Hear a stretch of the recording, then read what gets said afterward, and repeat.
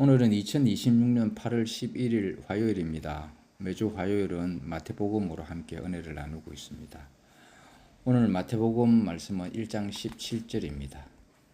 그런즉 모든 대수가 아브라함부터 다윗까지 14대요. 다윗부터 바벨론으로 사로잡혀 갈 때까지 14대요. 바벨론으로 사로잡혀 간 후부터 그리스도까지 14대더라. 오늘 아브라함 때부터 그리스도 때까지, 그러니까 출발은 아브라함으로 시작했는데 열매는 그리스도로 열매를 맺었다는 것입니다. 오늘 우리도 이걸 보면은 하나님이 육으로 시작하셨는데 마침은 영으로 끝내셨다 하는 걸 볼 수가 있습니다. 이거 굉장히 중요한 부분이거든요. 우리도 육으로 시작됐습니다. 하나님이 우리를 육으로 불렀었는데, 육이 되었을 때 우리를 육으로 불렀었는데 우리가 어떤 사람이 되었는가? 영의 사람이 되었다. 즉 그리스도를 생산해내는 사람으로 변화시켜 줬다 이 말입니다. 이 42세대라는 것이 그런 의미입니다. 출발은 육이었지만은 마지막 결론은 그리스도로 결론을 맺는 것입니다. 오늘 우리의 출발이 그러하다 이 말인 것입니다. 대부분의 사람들이 이렇게 육으로 출발해가지고 영이 되었다가 다시 또 육으로 끝나는 사람이 많습니다. 그렇게 대부분 육으로 끝나는 것은 뭐냐면은 육신의 소욕 때문에, 육신의 욕망 때문에, 육신의 그 욕심 때문에 그렇게 육으로 다 끝납니다. 육으로 시작해서 영으로 됐다가 다시 육으로 가는 사람들이 너무 많습니다. 그런데 우리는 이 시간까지 주님께서 일단 영의 사람으로 만들었다는 것입니다. 축복이죠. 하나님이 아브라함을 부를 때는 갈대아 우르에서 불렀습니다. 그는 이렇게 우상 숭배하던 그런 동네였죠.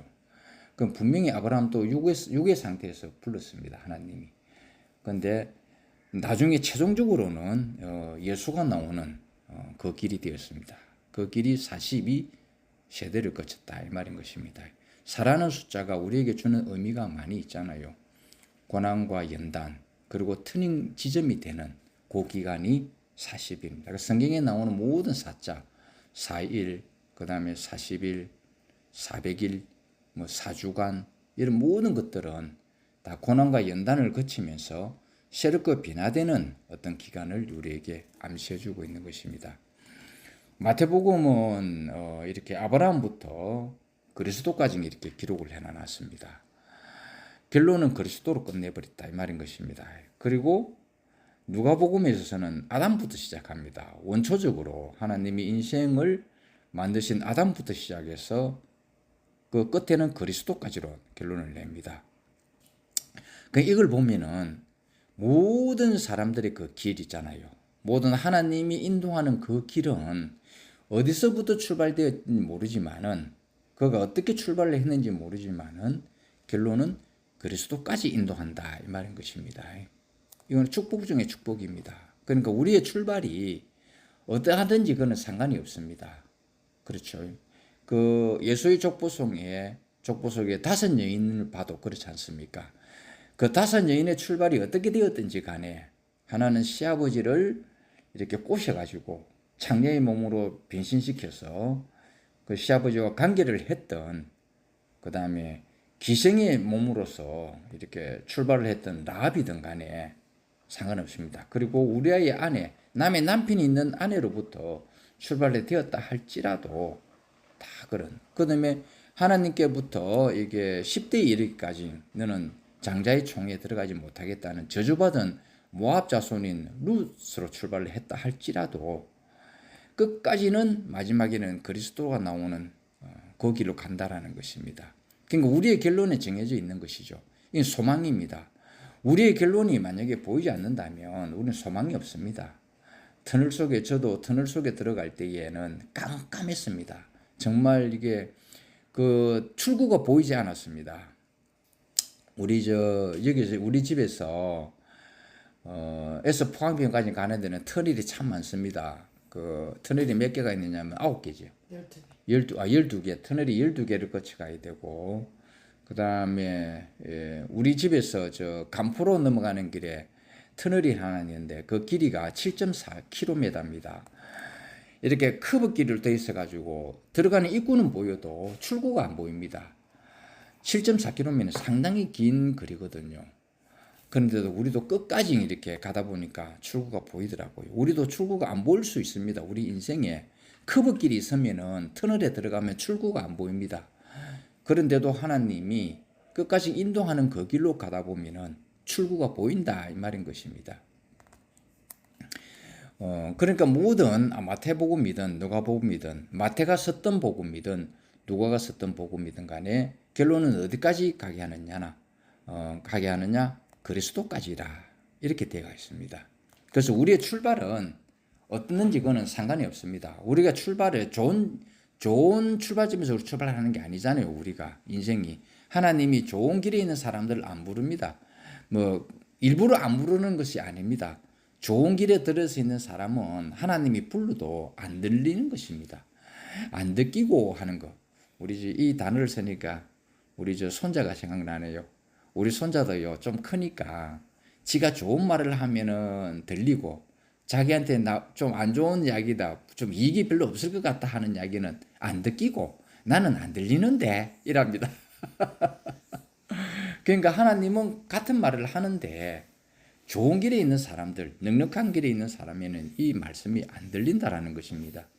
그런데 가장 척박하고 가장 부끄럽고 가장 연약한 자리에 있는 사람에게는 이것이 들리더라는 것입니다. 하나님의 부름에 들리더라는 것입니다. 이렇게 들리는 사람은 이제 결론이 어디로까지 가느냐 하면 42세대를 거쳐서 최종적으로는 그리스도까지 간다 이 말인 것입니다. 그리스도를 생산해내는 사람으로 변화된다 이 말입니다. 요즘 여러분이 우리 교회 자매 중에 한 사람인 그 현정이를 여러분 유심히 보고 있잖아요. 현정이가 예전에 입었던 그 껍질을 이렇게 벗겨내고 새로운 몸을 입어서 나오는 간증을 요즘 많이 합니다. 그걸 혁신이라 그런 것이거든. 혁신은 가죽을 벗겨낸다는 뜻입니다. 옛 가죽을 벗겨내고 새 가죽을 입힌다 이 말인 것입니다. 아담과 하와가 무화과 나무로 자기 수치를 가렸을 때에 하나님이 그 무화과 나무 대신에 양의 가죽 옷을 입혔습니다. 틀림없이 하나님이 입힌 옷은 양의 가죽 옷입니다. 가죽 옷이라 하지만은 그건 답은 딱 정해져 있습니다.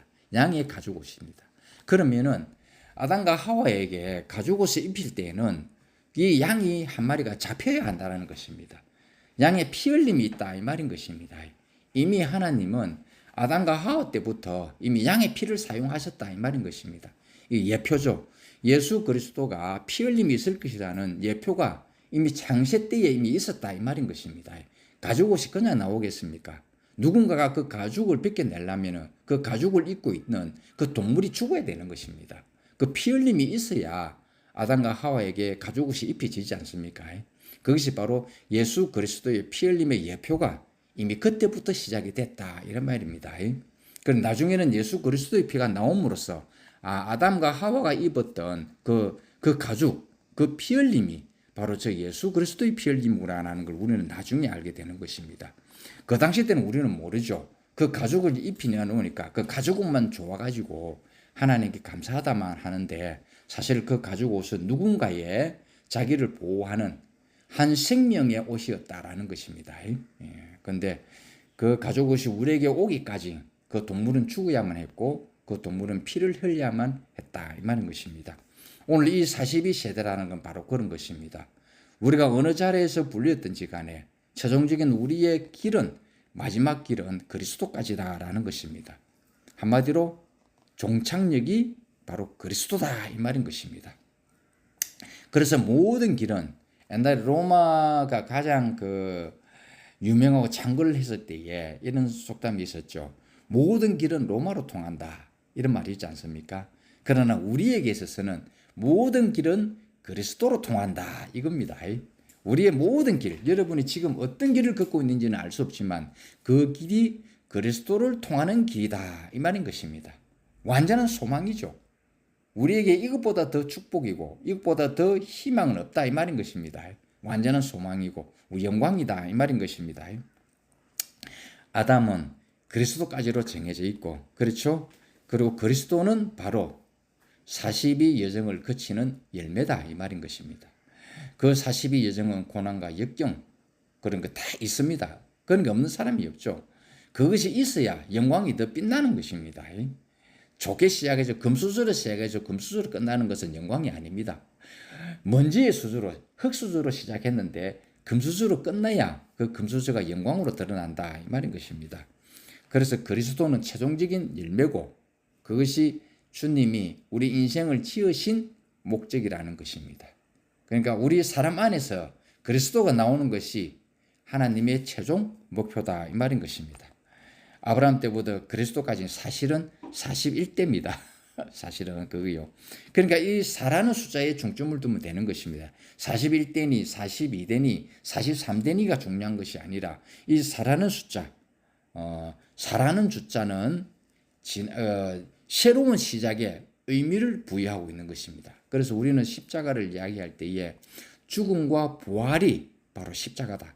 이 십자가를 통과하지 않으면 부활이 없기 때문에 이 십자가는 죽음과 부활을 포함하고 있다 이 말인 것입니다. 그래서 이 성경에 나오는 이 40이라는 것, 모세가 출애굽시킬 때, 모세가 그 출애굽시킬 때에 이스라엘 민족이 애굽 땅에 있을 때 430년이죠. 그것도 사랍니다. 그 다음에 출애굽을 해가지고 광야에서 40년, 그렇지 않습니까? 이것도 사죠. 이 모든 것이 사로 결불되가 있다 이 말인 것입니다. 이거는 고난과 역경의 이렇게 역사를 이야기하고 있는 것입니다. 근데 이 역사가 끝나고 이 고난과 역경이 끝나고 난 이 역사의 끝에는 뭐가 있었느냐? 그리스도의 나심이 있었다라는 것입니다. 마태복음과 누가복음 이것을 이야기하고 싶은 것이었습니다. 우리 역대기에 보면은 다윗에서부터 바벨론까지는 3대가 더 있지만 44대라고 말하지만 그게 중요한 것이 아니다 이 말입니다. 그래서 이 4라는 숫자가 우리에게 주는 의미가 바로 그렇다 이 말입니다. 그래서 그리스도의 40대의 역사는 부활한 인류의 열매를 표현하고 있습니다. 바로 이것을 뜻하고 있다 이 말인 것입니다.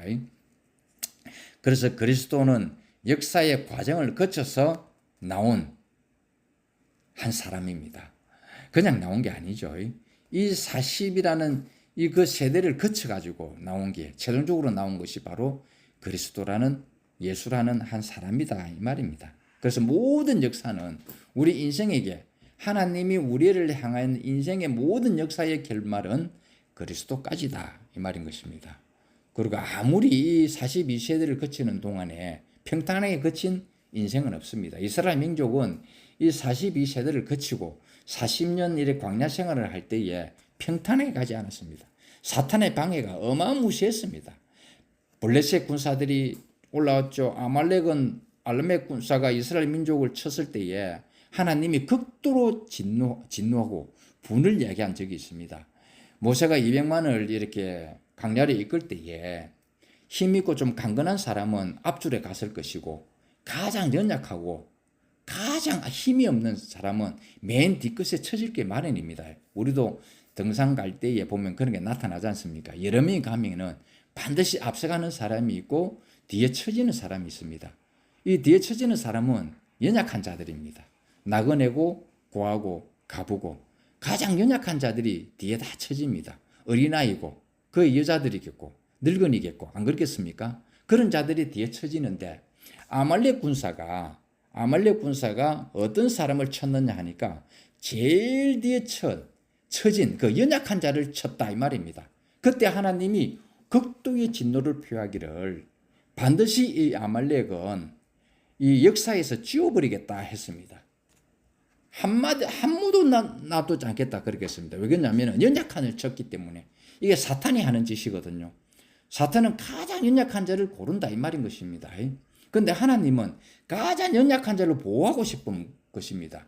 그런데 이 아말렉이 모세의 행군 중에 가장 뒤에 처진 연약한 자를 쳤기 때문에 하나님이 그 성경에 표현된 것 중에 이 정도로 극도로 이렇게 표현된 건 없습니다.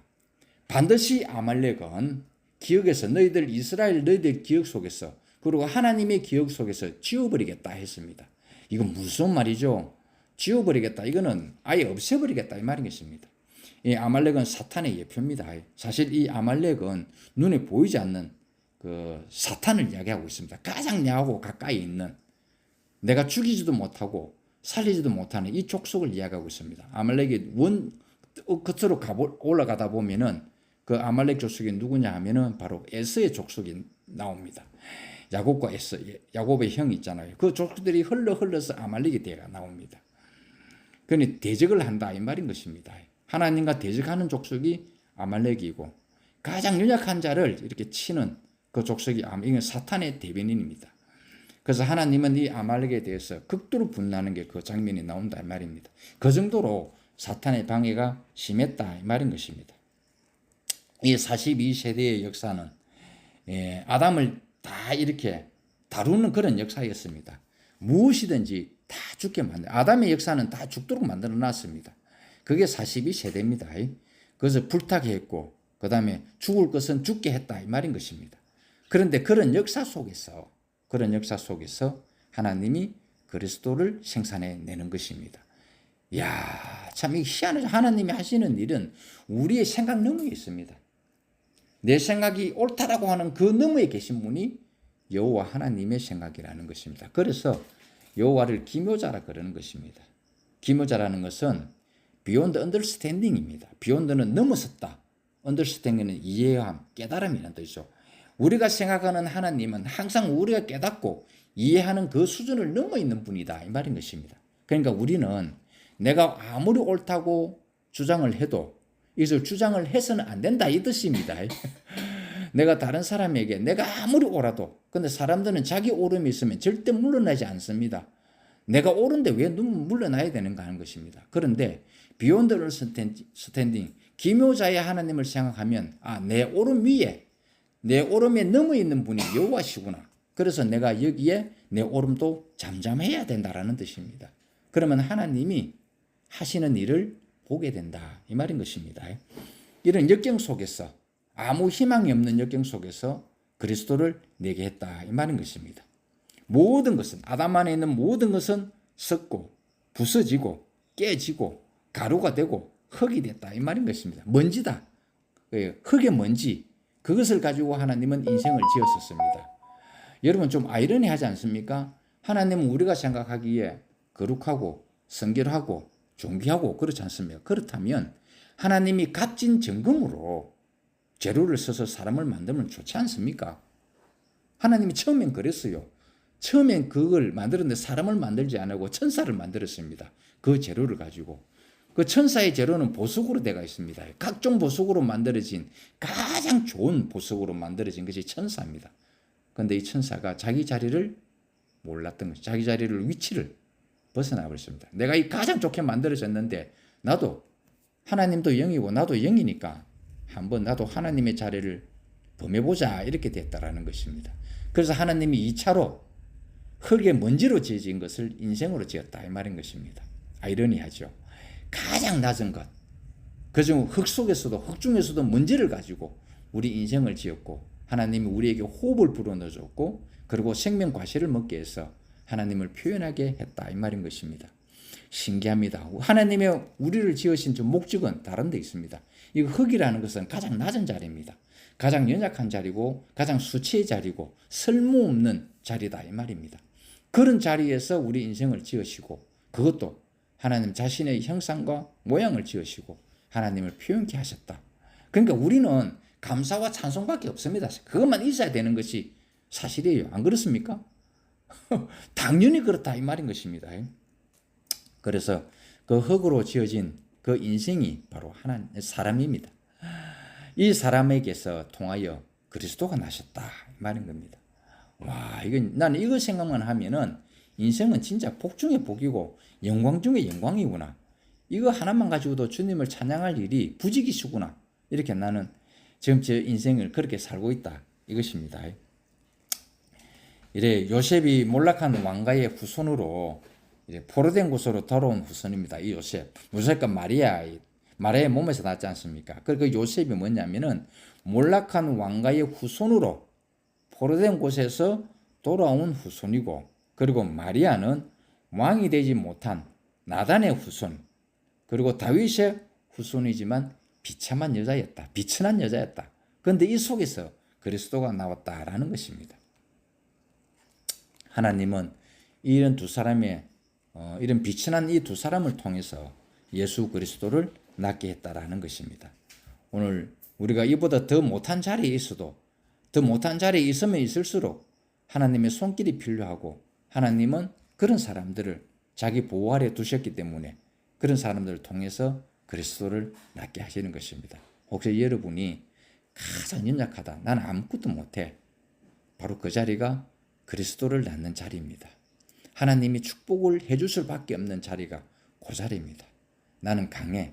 나는 잘할 수 있어. 나는 얼마든지 하나님 일을 얼마든지 멋지게 할 수 있어. 그런 사람 하나님 안 씁니다. 왜냐하면 그 사람이 힘이 들어가기 때문에 자기 의가 들어간다 이 말입니다. 자기 의가 들어가는 사람은 하나님이 쓸 수가 없습니다. 왜냐하면 하나님이 그런 사람을 도와주고 어떤 일을 처리할 때에 하나님의 영광보다도 자기의 의의 영광을 더 자랑하기 때문에 그렇습니다. 하나님은 이거 굉장히 싫어합니다. 질투하시는 하나님이기 때문에 이거 굉장히 싫어하십니다. 그래서 하나님은 될 수 있으면 똑똑하고 힘 있는 사람을 잘 안 쓰려고 그래요. 왜냐하면 거기에는 반드시 자기 생각, 자기 의가, 자기 자랑이, 자기 주장이 들어가기 때문에 그렇습니다. 이런 사람의 결론은 반드시 드러나게 되어 있습니다. 나중에는요, 분율로 끝납니다. 이런 사람이 만들어 놓은 것은 분율로 끝납니다. 그러나 가장 연약하고 가장 낮에 있는 사람은 최종적으로는 합력하여 선을 이루는 데 들어간다 이 말인 것입니다. 우리가 하나님의 어떤 이런 부분을 착각을 하면 안 됩니다. 사람들은 자기의 어떤 그 자랑거리를 가져와서 이렇게 교회에서 또 막 나타내려 그러거든요. 하나님이 우리의 자랑이지 내가 내 자랑을 하는 곳이 아니잖아요. 교회는. 그렇죠? 그래서 하나님은 가장 연약한 자를 찾으시고 있다 이 말인 것입니다. 만물의 찌꺼기, 이보다 더한 만물의 찌꺼기로 사람을 만드는 재료로 사용하시고 거기서 인생을 탄생시켰다 이 말인 것입니다. 하나님은 사람을 지었고 사탄은 그 사람을 꼬들겨 가지고 선악과를 먹게 해서 하나님 나라를 파괴시키려고 했다라는 것입니다. 이 선악과를 먹은 사람의 인생은 이 인생의 역사는 전부 파괴입니다. 전부 파괴입니다. 쓸모가 없다 이 말인 것입니다. 그래 하나님은 이런 인생 안에 그래도 하나님은 이 인생을 버리지 않았다는 것입니다.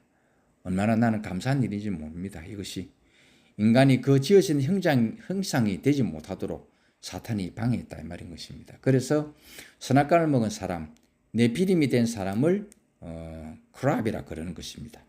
이 말은 무슨 말이냐 하면은 원형이 훼손된 사람, 원형에 다시 되돌릴 수 없도록 훼손되어진 그 형상을 크랍이라 그러는 것입니다. 그것을 선악과를 먹은 네피림의 몸을 육체라 부르는 그 육체가 바로 이 뜻으로 써 있다 이 말인 것입니다. 여러 번 이야기했지만 여러분이 이제 귀에 못이 박혀들면 잘 알 거예요. 예수의 몸은 크랍이 아닙니다. 예수의 몸은 플래시입니다. 이거는 형상이 보존되어진 하나님이 처음 지으신 그 형상이다 이 말이 그 몸이다 이 말인 것입니다. 사실 몸이 좀 다릅니다. 우리가 몸이라는 것은 총상적으로 말할 때 그 몸을 이야기하는데 이 몸에는 두 가지가 있죠. 형상이 보존된 몸, 그 다음에 원래의 형상이 망가진 몸, 우리는 그것을 육체라 그럽니다. 그러니까 예수는 플래시의 몸이었고 이 선악과를 먹은 사람의 몸은 크랍이랍니다. 크랍, CORROPT, 크랍입니다. 이거는 본래의 형상이 망가진 육체 그 이야기를 한 것입니다. 하나님을 표현할 수 없는 원형으로 되돌릴 수 없는 것으로 이게 파괴된 몸을 이야기한다 이 말인 것입니다. 그럼에도 불구하고 하나님은 이런 몸을 플래시의 몸을 보내가지고 우리를 그 안으로 넣었다 이 말인 것입니다. 그런데 몸으로 보면은 이 죄의 몸이죠. 죄 없인 몸이 죄 있는 몸의 형상으로 왔다 이 말인 것입니다. 몸으로 따지자면은 그렇다 이 말인 것입니다. 그런데 그 속에 죄 있는 우리를 포함시켜서 십자가에 소멸을 시켜버린 것입니다. 부활할 때 우리 모두를 예수 자신의 몸으로 플래시한 몸으로 우리를 변화시켜서 부활에 이르게 했다라는 것입니다. 부활이라는 것은 다른 게 아니라 이제 하나님의 형상대로 되돌려졌고 하나님의 형상으로 되돌려졌다라는 것은 하나님을 표현해내고 그리스도를 생산할 수 있는 몸이 됐다 이 말인 것입니다. 이것이 부활입니다. 그래서 갈라디아서 2장 20절에 사도 바울이 하신 말씀이 있습니다. 내가 그리스도와 함께 십자가에 못 박혔나니 그런즉 이제는 내가 산 것이 아니요 오직 내 안에 그리스도께서 사신 것이다. 이게 지금 플래시한 몸이다 이 말인 것입니다. 신령한 몸이다. 거룩한 몸이 되었다. 영체가 되었다는 말이 바로 이 말입니다. 유령처럼 된 상황을 영체라 하는 것이 아니고 하나님의 영이 있는 그 몸이 됐다 이 말인 것입니다. 그래서 이제는 더 이상 우리는 육체가 아니고 영체다라는 것입니다. 그래서 하나님은 이 파멸과 허망함 속에서도 그리스도를 낳으셨다. 이 속에서 그리스도를 낳게 하셨다 이 말인 것입니다. 그러니까 이 그리스도는 흙에서 이렇게 이 어떤 아담은 흙으로 시작했지만 이 그리스도는 영광의 영광으로 이렇게 시작이 된 것입니다. 사탄의 방해가 있으면 있을수록 그리스도는 더욱 존귀한 몸이 되는 것입니다. 그래서 예수 그리스도의 나심을 방해했던 이 뱀이 나중에는 용으로 나오지 않습니까? 붉은 용이 됐습니다.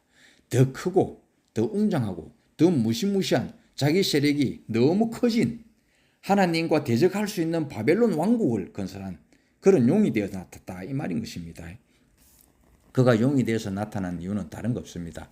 하나님 나라를 없애버리고 자기 나라를 만들려고 하는 것이 바로 이 용의 목적이다 이 말인 것입니다. 그런데 이 그리스도의 몸으로 나타난 이 교회를 이 용은 방해를 하는 것입니다. 사탄은 끝까지 방해합니다. 끝까지 요한계시록에 아주 잘 표현되어 있죠. 여자의 몸에서 잉태한 여자의 몸에서 해산할 때가 다가 됐는데 사내를 배출할 이렇게 됐는데 그 붉은 용이 아가리를 벌리고 여자가 사내 아이를 낳으면은 완전히 집을 삼키려고 딱 아가리를 벌리고 있다 그랬습니다. 근데 하나님이 이 여자의 몸, 그 교회의 몸에서 나온 이 그리스도를 사탄의 입에 떨어지기 전에 하나님 자신의 보좌 우편으로 우리를 올리신 것입니다. 기가 막히죠. 그러니까 사탄은 얼마나 화가 나겠습니까? 자기가 이제 늦었다. 교회에서 더 이상 사내 아이를 생산할 수 없게 만들겠다고 자신 있게 입을 벌리고 있었는데 그 자기 것이 안 되고 하나님 자신의 것으로 돌아가니 이 사탄이 얼마나 화가 나겠습니까? 그래서 아마겟돈 전쟁이 일어나는 것입니다. 내가 이 하나님 나라를 기어코 물리치겠다 해서 전쟁을 일으킨 것이 바로 아마겟돈 전쟁입니다. 극도로 우리가 이런 말이 있지 않습니까? 망할 시기에 다가오는 사람이 극도로 발악한다는 거 있지 않습니까? 가장 발악하는 사람을 보면은 이제 저가 망할 때가 됐구나라는 걸 우리는 안다 이 말인 것입니다. 그래서 우리가 혹시 교회 생활을 하면서 극도로 부정적인 사람을 보면은 저가 이제 곧 변화되겠구나 하는 걸 우리는 그것을 예시적인 눈으로 바라볼 수 있어야 됩니다. 그래서 성경에는 부정의 부정, 그러니까 100% 문둥병은 깨끗하다 그랬습니다. 이게 무슨 말이냐면 100% 부정이 나오는 사람을 보면 우리가 조금만 기다리면은 그가 온전한 사람이 되는 걸 볼 수 있다 이 말인 것입니다. 어정쩡하게 부정한 사람은 이게 못 변합니다. 그러나 부정이 온몸에 가득한 사람, 부정이 온몸에 가득하고 문둥병이 100% 걸린 사람은 깨끗하다 그랬습니다. 바로 이 뜻입니다. 저 사람은 이제 거기에 다르기 때문에 곧 변화되겠구나. 이것을 우리에게 보여주는 것입니다. 우리 교회는 그런 사람들이 자꾸 나오고 있죠. 신기하게 나오고 있습니다. 그런데 이것을 보는 사람 눈이 중요합니다. 이것을 보는 사람은 두 가지로 아마 갈라질 거예요. 진짜 그럴까? 그러는 사람이 있고 한 사람은 그의 변화된 현재의 모습을 보고 함께 즐거워하는 사람이 있습니다. 만약에 시기와 질투로 본다면 그의 변화를 달가워하지 않을 것이고 하나님의 은혜로 보는 사람은 굉장히 즐거워할 것이다 이 말인 것입니다. 그래서 사탄의 방해가 있으면 있을수록 그리스도는 더 존귀해진다 이 말입니다. 그래서 이 사람, 교회에서 일어나고 있는 한 사람의 변화를 봄으로써 우리는 그가 어떤 사람인지 지금까지 봐왔지 않습니까? 그러니까 그 변화에 우리는 더욱더 놀라고 그 변화에 더욱더 즐거워하고 그 변화에 우리는 더욱더 그를 묵상하는 사람이 됐다 이 말인 것입니다. 하나님이 하시는 일을 만약에 사람이 하는 일로 보면 우리는 시기와 질투가 나갈 것이고, 하나님이 하신 일로 보면은 우리는 그것을 즐거워하고 주야로 그 사람을 묵상하는 사람이 될 것이다. 이 말인 것입니다. 자, 우리는 지금 어떤 눈을 가졌습니까? 그리스도의 눈을 가진 사람 아닙니까? 이 그리스도의 눈을 가진 사람은 모든 일을 하나님이 하시는 일로 본다. 이 말인 것입니다. 이런 사람이 복이 있다. 이 말인 것입니다. 내 인생의 관여도, 내 인생에 어떤 일이 일어나도 이건 하나님이 하시는 일이구나 라고 이렇게 받아들이는 사람은 복 있는 사람이다 라는 뜻입니다. 우리가 핍박을 받으면 받을수록 존귀와 영광은 거기에 반하여 더 크게 일어난다 이 말인 것입니다. 예수 그리스도의 나심을 방해했던 그 사탄, 더욱더 큰 용, 부른 용이 되어 이렇게 교회의 몸인 사내 아이를 낳는 교회를 방해하는 자지만은 이 사탄이 하는 일은 딱 하나 정해져 있습니다. 그리스도의 몸이 나타나지 않도록, 교회가 더 나타나지 않도록, 교회가 예루살렘, 새 예루살렘이 되는 것이 되지 않도록 방해하는 것이 바로 사탄이 하는 일이다 이 말인 것입니다. 왜냐하면은 그리스도가 하늘의 그리스도가 나타나는데 그것이 몸으로 나타나지 않으면은 반드시 그거는 패망합니다. 반드시 나라로 나타나지 않으면은 패망하게 돼 있다 이 말인 것입니다. 우리나라도 지금 인구가 굉장히 급속도로 줄어들고 있죠. 노인 인구가 우리나라가 지금 엄청 많습니다. 나중에는 새로 태어난 젊은이보다 노인의 인구가 본래 그 삼각형이 이렇게 피라미드 삼각형이 되어야 되는데 역삼각형이 되고 있다 이 말인 것입니다. 만약에 늙은이들이 많고 젊은이들이 작으면 어떤 현상이 일어납니까? 나라가 소멸됩니다. 없어져 버립니다. 땅은 있는데 나라가 없어진다 이 말입니다. 그만큼 이게 새 땅에 이루어야 할 새 사람이 그만큼 많아져야 된다 이 말인 것입니다. 그러니까 그리스도가 몸으로 나타나지 않으면 이미 그거는 패망이 들어가는 길이다 이 말인 것입니다. 예수 그리스도가 이렇게 죽고 부활하면서 왜 이 생명이 퍼졌느냐? 이 퍼지지 않으면 하늘의 밀로 왔다가 하늘로 밀로 가버리면 이건 무슨 의미 있습니까? 그는 패망이다 이 말인 것입니다. 우리 저 회사도 마찬가지죠. 우리 회사도 늘 옛날에 10년 전에 있었던 회사의 수준을 유지하면 이건 패망한 길로 가고 있는 것입니다. 10년 전하고 똑같다. 이거는 망하는 것입니다. 계속 발전이 돼야 되는 겁니다. 투자를 해서 계속 발전을 시켜야 그 회사가 유지되는 것이죠. 특히 우리 반도체 같은 그런 회사를 보면은 어마어마하게 투자를 합니다. 이 투자 안 하면요, 바로 그는 패망입니다. 10년 전에 생산한 그 반도체를 가지고 지금 생산하면요, 아무도 안 씁니다. 그건요. 그래서 삼성이나 SK 그 반도체 생산 업체에서는 한 해에 들어가는 이 투자 금액만 해도 막 수십조, 수백조가 되는 것입니다. 그런 투자를 하기 때문에 이 회사가 유지되는 것입니다. 이게. 그러니까 하나님도 이 말은 무슨 말이냐면 그리스도, 하늘의 그리스도가 하늘로 존재하면 그건 끝입니다. 이것이 몸으로 나타나야 된다 이 말인 것입니다. 그런데 사탄은 이것이 몸으로 나타나지 않게 하려고 하는 것입니다. 반드시 하나님만 있어라. 네 하나님만 있어도 된다. 네가 굳이 저기 형제와 연합해서 몸을 이룰 이유가 뭐 있노? 네 혼자 잘났고 네 혼자 똑똑하면 되지. 네만 잘 먹고 잘 살면 되지 않느냐? 이게 사탄이 우리에게 유혹하는 것입니다. 그런데 이 유혹에 말려들면은요, 자기 하나로 만족으로 끝나버립니다. 그런데 하나님은 이 그리스도는 반드시 몸으로 나타나야 사탄을 이길 수가 있는 것입니다. 사탄의 방해가 이렇게 안 되는 것입니다. 그래서 사탄은 어쩌든지 그리스도가 몸으로 나타나지 않게 하려고, 그래서 사탄이 하는 일은 연합을 방해하는 일만 합니다. 시기로, 질투로, 원망으로, 부정으로, 송사로, 이간질로, 거짓말로 사기치면서 어쩌든지 형제와 형제의 사이를, 하나님과 우리 사이를 그렇게 분리시키려고 한다 이 말인 것입니다. 몸이 되지 못하게 한다 이 말인 것입니다. 오늘 하나님은 온전하게 우리를 흙에서 창조하신 분입니다. 진토에서 이스라엘을 불러냈고, 그리고 마른 막대기에서 싹이 나게 하셨습니다.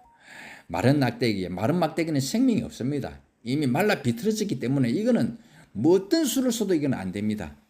그런데 이상하게 이 막대기에 생기를 부어 넣으시는 분이 있다 이 말인 것입니다. 우리가 이미 선악과를 먹고 어쩌면 마른 막대기 같은 사람이 되었습니다. 그런데도 하나님이 여기에 생명을 불어 넣어서 삭을 돋게 했다 이 말인 것입니다. 여러분 에스겔 골짜기 알죠? 마른 뼈들이 있었습니다. 완전한 마른 뼈입니다. 이거는 소생 불가능이고 부활 불가능입니다. 에스겔을 이 뼈다귀가 있는 골짜기를 보내주면서 하나님이 뭐라고 하셨느냐면 그냥 지나가게 안 했습니다. 자세하게 보게 지나갔습니다. 그냥 마른 뼈다귀가 있다 이 정도로 보게 하신 게 아니고 에스겔을 너는 이 마른 뼈다귀의 골짜기를 지나갈 때에 동으로 서로 똑똑히 이렇게 이 뼈들이 어떻는가를 자세히 보게 했다는 것입니다. 그러니까 에스겔의 그 뼈를 보니까 바짝 말라 있더라는 것입니다. 이거는 완전하게 이거는 소생 불가능, 부활 불가능의 뼈였다 이 말인 것입니다. 이건 어떻게 할 수가 없다. 그런데 하나님이 에스겔을 명하여 너희 에스겔에게 묻습니다. 에스겔아, 이 뼈들이 살아날 것 같냐? 이렇게 묻습니다. 이 뼈들이 살아날 것 같냐? 그때 에스겔의 대답이 굉장히 지혜롭습니다. 여호와여, 주께서 아시나이다. 야, 이 대답이 너무너무 지혜롭습니다. 여러분 이 대답 이거 기억나는 거 있죠? 이 에스겔이 여호와가 물었습니다. 에스겔아, 이 뼈들이 살아나겠느냐? 이러니까 에스겔의 대답이 살아난다도 대답 안 하고 못 살아나겠습니다라고 대답을 안 하는 것입니다. 여호와여, 주께서 아시나이다. 이 대답을 신약에 와가지고 예수와 베드로 사이에서 그 말이 나는 거 있죠. 베드로에게 물었습니다. 3번 부인한 베드로에게 나타난 주께서 네가 나를 사랑하느냐 했을 때 베드로가 대답이 뭐였습니까? 주께서 아시나이다. 사실 이것은 지혜로운 대답입니다. 내가 주를 사랑한다 하면은 이게 베드로 자신이 그 말 못하죠. 3번 부인했기 때문에 내가 주를 당신을 사랑 안 합니다. 이거 해도 베드로 마음이 안 그렇거든요. 마음속 깊은 곳에는 주를 사랑하는 마음이 있거든요. 그래서 베드로의 대답이 굉장히 지혜로웠다 하는 것입니다. 주께 있나이다. 오늘 우리가 형제들을 바라볼 때에 주께 있나이다라고 이렇게 말하는 것이 지혜로운 사람입니다. 즉 이 말은 당신이 알아서 하십니다. 이 말인 것입니다. 우리가 형제를 내 손으로 잡을 필요가 없습니다. 내 손으로 이렇게 다듬을 필요가 없습니다. 주께서 하십니다. 이런 말만 있으면은 우리는 주께 잠잠하시는 사람이 됩니다. 저는 항상 그 시각으로 이렇게 보게 되었습니다. 내 형제를 그런 시각으로 주께서 아시나이라로 이렇게 대답할 수 있는 사람이 됐다라는 것입니다. 얼마나 이게 나는 감사한지 모르겠습니다. 오늘 마른 막대기조차 생기를 불어넣어서 삭을 돋게 하시는 분이 바로 이분이 여호와라는 것입니다. 그러니까 주께서 아시나이다 이 말은 그것이 이 마른 뼈다귀가 살아나든 살아나지 않든 그는 주의 손에 달려있다 이 말인 것입니다. 우리는 이런 대답이 우리 입에서 나오는 것을 이것이 참 지혜로운 대답이다 하는 것입니다. 오늘 그리스도가 나셨다. 마태도 그렇고 누가도 그렇고 모든 시작은 출발점이 어떻게 됐든 출발점이 간에 마지막 결론은 그리스도 가진 결론을 딱 낸다라는 것입니다. 42세대 역경의 고난의 시간이 거쳤지만 최종적인 그 고난은 그리스도를 탄생하기 위한 고난이었다라는 것입니다. 오늘 우리는 이 그리스도 안에서 완전한 새로운 피조물이 되었습니다. 그리스도라는 것은 새로운 피조물이라는 뜻입니다. 우리는 이 그리스도로 말미암아 새로운 피조물이 되었고 이제 그리스도를 자랑하는 사람이 되었고 그리스도를 나타내고 생산하는 사람이 된 것입니다.